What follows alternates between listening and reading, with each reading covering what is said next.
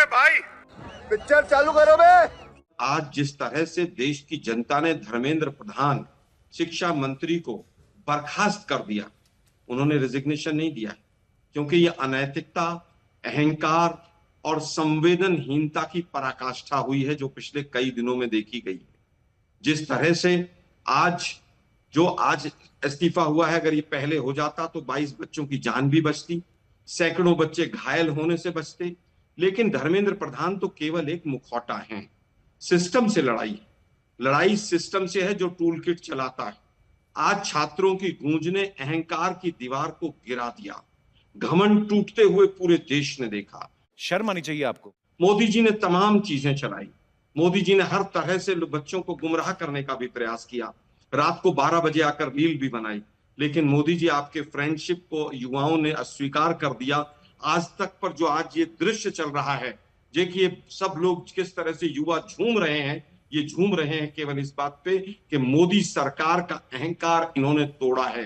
मुख मुद्राएं राहुल गांधी की मत देखिए मेरे बीजेपी के साथी। मुख मुद्राएं मोदी जी की रात को जब 12 बजे रील बनाई थी ना, उन मुख मुद्राओं को भी देख लेते। उनमें क्या किस तरह के भाव भंगिमा पूरे देश ने देखी है और किस तरह से जेनजी ने उसको किस रूप में लिया है। दुर्भाग्य ये है कि इन्होंने पूरे के पूरे एजुकेशन सिस्टम का भट्टा बैठा दिया है। वो पूरा का पूरा आरएसएस के हाथों में गिरवी रख दिया है। वो शिक्षा तंत्र, चाहे वो प्राइमरी स्कूल का हो, एनसीईआरटी हो, एसएससी हो, यूपीएससी हो, यूनिवर्सिटीज हो, पूरे के पूरे एजुकेशन सिस्टम के ऊपर जिस तरह से आरएसएस ने कब्जा किया है, अगली लड़ाई हमारी उस चीज को लेकर है। आलोक शर्मा जी, क्योंकि अब धर्मेंद्र प्रधान का इस्तीफा हुआ है और ये कॉकरोच जनता पार्टी की तरफ से आंदोलन का अंत हुआ है, लेकिन मैं फिर कहूंगा बहुत देर कर दी आते आते हुजूर आला। ये बच्चों की जो 22 बच्चे हैं, उनके माँ बाप जो हैं वो आज किस अवस्था में होंगे, और जो सैकड़ों बच्चे हॉस्पिटल में पैलेट गन और लाठियों खा के जो हॉस्पिटल में बैठे हुए हैं, उनके ऊपर क्या बीत रही होगी, ये पूरा देश देख रहा है। प्रधानमंत्री जी ने फास्ट ट्रैक कोर्ट की घोषणा की। उसके बाद लगातार 3 दिन ये छात्र आंदोलनकारियों के साथ सरकार के मंत्रियों ने वार्ता की। उसके बाद सरकार ने कठोर दंडात्मक कार्रवाई वाला बिल कैबिनेट में पास किया जो संसद में आएगा। एनटीए के अंदर व्यापक और शिक्षा विभाग के अंदर व्यापक ट्रांसफर किए गए। अभी पता चल जाएगा कि जिस तरह से तकनीक की बात हमने अभी बीजेपी के साथी कह रहे थे, नैतिकता तो कहीं दूर दूर तक नहीं है। तकनीक की बात कही, एयरफोर्स को भी इन्वॉल्व कर लिया। उसके बावजूद 21 जून का पेपर इनोवेटिव व्यू कंपनी की चालाकी और बदमाशी और भ्रष्टाचार की वजह से उसके बाद भी बायोमेट्रिक्स में घपले हुए। बिहार में और महाराष्ट्र में तकनीक की बात तो भाजपा के लोग करें ही ना, ये तो नाली से गैस निकालें, इनकी सोच वहीं तक है। तकनीक की बात कांग्रेस पार्टी करती है और तमाम तकनीक हम ही लेकर आए थे। इन्होंने शिक्षा के नाम पर कोई एजुकेशन रिफॉर्म्स नहीं किया। एनईपी भी लेकर आए, वो केवल अपना एजेंडा लेकर आए। जिस तरह से यूपीएससी के चेयरमैन को मनोज जोशी को हटाया गया था, पूरे देश ने देखा था। बेशर्मो शर्म करो शर्म। जो कुछ भी हुआ ये छात्र आंदोलन को बदनाम करने के लिए इस आंदोलन में अवसरवादी तत्व, अराजक तत्व और अपराधी तत्व तीनों अंदर घुसकर छात्रों के पीछे छुपकर देश की व्यवस्था के अंदर समस्या उत्पन्न करना चाहते थे। उनके मंसूबे नाकाम हो गए। इन्होंने पूरी तरह से बच्चों के भविष्य के साथ खिलवाड़ किया। पेपर लीक तक बात सीमित नहीं है। जिस तरह से तमाम एजुकेशन सिस्टम को तबाह किया है, उसके लिए आगे चर्चा होनी चाहिए। सरकार को माफी मांगनी चाहिए, मोदी जी को माफी मांगनी चाहिए। जिन लोगों के आदेश पर पैलेट गन चले, लाठी चार्ज हुआ, उनकी अकाउंटेबिलिटी फिक्स होनी चाहिए। केस वापस लिए जाएंगे, उसका एक टाइम फ्रेम होना चाहिए। किसान आंदोलन में भी इन्होंने वायदे किए थे, लेकिन आज तक केस चल रहे हैं। केस टाइम फ्रेम में तमाम केस वापस होने चाहिए। और जो फास्ट ट्रैक कोर्ट का जो झुंझुना देश को दिया है इन्होंने, सुबह फास्ट ट्रैक कोर्ट का झुंझुना दिया इन्होंने और शाम को जो 2024 का मुख्य आरोपी था वो सीबीआई ने बरी कर दिया। सीबीआई भी अकाउंटेबल है। ठीक है सुधांशु जी, अब जवाब सुन लीजिए। आलोक जी, ठीक है ठीक है, 4 लोग इंतजार कर रहे हैं। ठीक नहीं होता। Allow to rest. तुम्हें शर्म है? सुधांशु त्रिवेदी जी, बड़ी जिम्मेदारी आपकी सरकार की रहेगी। सारे बच्चों की, छात्रों की नजरें रहेंगी। पेपर लीक अब स्वीकार्य नहीं होगा।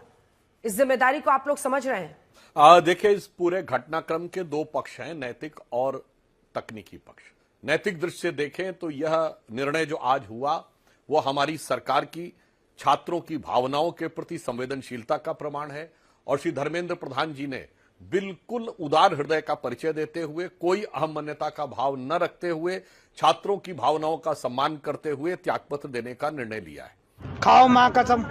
इसके लिए पूरी एक टेक्निकल एक्सपर्टीज और इस बारे में सरकार बात कर रही। जैसे इस बार का विषय था कि पेपर सेटिंग करने वाले ने लीक कर दिया, तो अब अगली बार से यह व्यवस्था सुनिश्चित की जा रही है कि पेपर सेटिंग का काम ह्यूमन इंटरफेस में कम से कम हो, केवल एक ही व्यक्ति या कुछ लोगों को पेपर के बारे में पूरी जानकारी ना हो, उसके कुछ कुछ अंशों के बारे में लोगों से डिटेल ले लिए जाए, फिर जो भी व्यवस्था होगी उस पर टेक्नोलॉजी का प्रयोग करके किया जाए। और वो कैसे डिजी लॉक, वो सब एक अलग व्यवस्था है कि कैसे किया जाएगा। तो मैं सिर्फ इतना कहना चाहता हूं कि इस तरफ एक सकारात्मक समाधान दिखा है और छात्रों ने अपने आंदोलन समाप्त करने का, तत्काल प्रभाव से समाप्त करने का ऐलान कर दिया है। क्यों हिला डाला ना? छात्र क्यों नाराज थे, क्यों गुस्से में थे, क्यों उबल रहे थे, पेरेंट्स क्यों सड़क पे थे? एक बार नहीं, अगर एक बार का मामला होता तो सुलझ जाता। बार बार पेपर लीक हो रहे। जब पूरा देश उबला हुआ है, जंतर मंतर पर लोगों की नजर लगी, तब भी उत्तराखंड के अंदर पेपर लीक हो रहे। यानी कहीं तो कोई रोक लगनी और भी कई राज्यों में हुआ है, उत्तराखंड में पंजाब भूल जाए।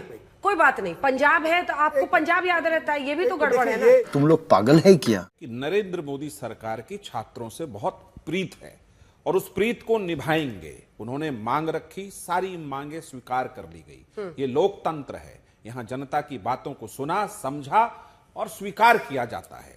जो प्रधानमंत्री हर मंच पर दंडवत जनता को प्रणाम करते हैं, संसद की सीढ़ियों को नतमस्तक होकर सदन की ओर जाते हैं, उनको कहा जा रहा है कि अहंकार में बिल्कुल नहीं, जनता से प्यार में, अहंकार में नहीं है। आपकी औकात बता रहा हूँ सर। बड़ा दुर्भाग्यपूर्ण है, आज भी छात्रों को गिद्ध कहा जा रहा है। नैतिकता की बात करने वालों में अगर थोड़ी सी भी शर्म बची हो तो जो इन बच्चों ने सुसाइड किया है उनको मुआवजा दिलाइए, उनके परिवारों को, और जिन बच्चों को चोट लगी है उनको भी मुआवजा दिलवाइए। एनटीए को भंग कीजिए, आरएसएस और बीजेपी के लोग जो एनटीए में घुसे हुए हैं उनको बाहर कीजिए। Good question. धर्मेंद्र प्रधान जी ने तो आज वो मील का पत्थर कर दिया कि इस देश में कोई भी मंत्री नॉन परफॉर्मेंस पे पकड़ा जाए इस्तीफा दे। पंजाब वाला दे, केजरीवाल कहां खामोश होकर घूम रहे हैं, अपने मंत्री को हटाइए। हाँ, वहां भी जाए। पेपर लीक सारे शिक्षा मंत्रियों बिल्कुल, अगर कोई मंत्री जिनके कांधे ये जिम्मेदारी है, मैं यहां से कहता हूं कि ये सेट कर दिया धर्मेंद्र प्रधान जी ने, इस्तीफा हो। धर्मेंद्र प्रसाद जो प्रधान थे वो एक केवल दुगदुगी थे, कुछ नहीं थे। मोदी जी का मुखौटा थे और कुछ नहीं थे, आरएसएस के मुखौटा थे। सीबीआई को अकाउंटेबल कीजिए। जो सीबीआई 2024 में कुछ नहीं कर पाई वो अब 26 में भी करेगी कि नहीं करेगी। और ये टूल किट चलाना बंद कर दीजिए। अब राजनीतिक विश्लेषकों को थोड़ा बच्चों का भी सोचना चाहिए। भाजपा के प्रवक्ता भी कांग्रेस कांग्रेस कांग्रेस, राहुल राहुल राहुल राहुल राहुल राहुल राहुल, इसके अलावा इनको कुछ नहीं आता है। एक सुझाव नहीं दिया कि हम क्या करने जा रहे हैं। खिसियानी बिल्ली खंबा नोचे। और प्रीत की जो बात की है कि मोदी जी को प्रीत है, वो देख ली जनता ने। तुम चुल्लू भर पानी में जाके डूब के मर जाओ। छात्रों के प्रति हमारी सरकार की संवेदनशीलता और छात्रों को आगे सतर्क रहने की जरूरत है कि आगे से ऐसे कोई सत्ता लोलुप अवसरवादी दल, ऐसे कोई अराजक तत्व, इवन आपराधिक तत्व आपके आंदोलनों में घुसपैठ कर समस्या उत्पन्न करने का प्रयास न करें। जब सरकार आपसे सीधे संवाद के द्वारा समाधान करने के लिए तैयार है तो निश्चित रूप से अराजकता के द्वारा घमासान उत्पन्न करने का मंसूबा पाले हुए तत्वों के प्रति छात्रों को भी बहुत सतर्क दृष्टि रखने की आवश्यकता है। युवाओं को सतर्क रहना चाहिए कि हमारे पिताजी और दादाजी ने 70 साल तक बीजेपी और आरएसएस को दूर क्यों रखा। अब युवाओं को सतर्क हो जाना चाहिए। दूसरी चीज है कि 7 और 8 साल के बच्चे भी वहां पर आंदोलन में गए थे, वो भी अपने भविष्य के लिए पूरी चिंता कर रहे थे। इस देश में पेपर लीक की समस्या आज नई नहीं है, अभी थोड़ी ज्यादा बढ़ी भी है। तो उसको हर तरह से उस लीक को खत्म किया जाए, ये सरकारों का प्रयास बिल्कुल होना चाहिए और दुरुस्त होना चाहिए। सवाल ये कि आप ट्रिपल इंजन की सरकार कर रहे हैं, 12 साल से केंद्र में सरकार आपके, नरेंद्र मोदी जैसे इतने पावरफुल प्राइम मिनिस्टर है, उसके बावजूद आप कानून लेकर आए 2024 से, आप पेपर लीक नहीं रोक पा रहे।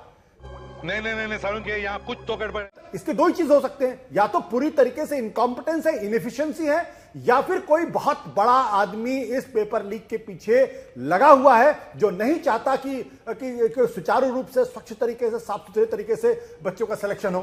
दो ही चीज हो सकती है, तीसरी चीज तो हो नहीं सकती। अरे भाई, झारखंड में क्या हो रहा है, मान लिया आपकी बात, आप ले आइए विपक्ष की सरकार को, केंद्र के अंदर कांग्रेस सरकार ले आइए, हम कांग्रेस को जिम्मेदार ठहराएं।